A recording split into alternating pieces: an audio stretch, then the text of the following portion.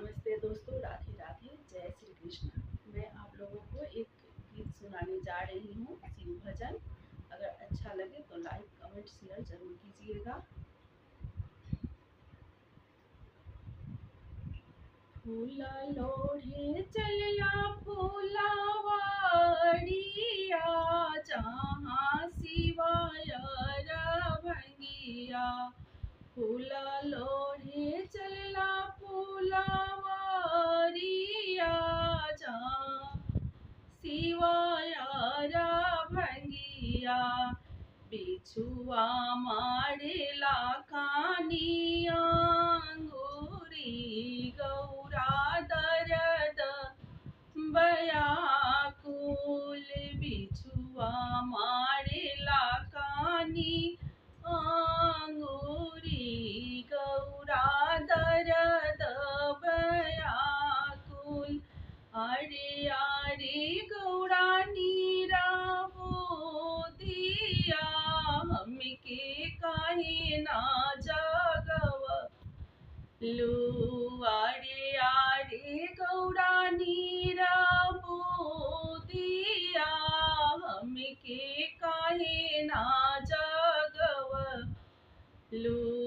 अरे अरे शिवाय भांगिया, रौरा के कोई से जागाई।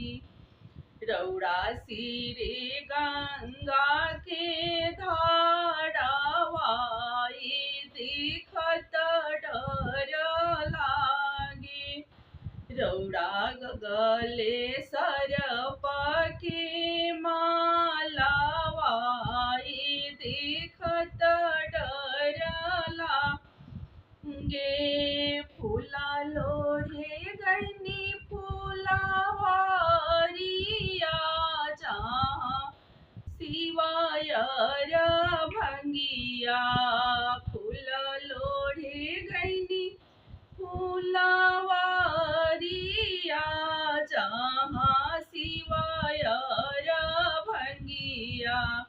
बिछुआ मारेला कानी अंगूरी, गौरा दर्द व्याकुल। बिछुआ मारेला कानी अंगूरी, गौरा दर्द व्याकुल। आड़ी आड़ी गौरा मंदिर बोधिया, हमके काहे ना जगवलू। हमके काहे ना जगवलू। अरे अरे शिवाय भांगिया, रौरा के कोई से जागाई।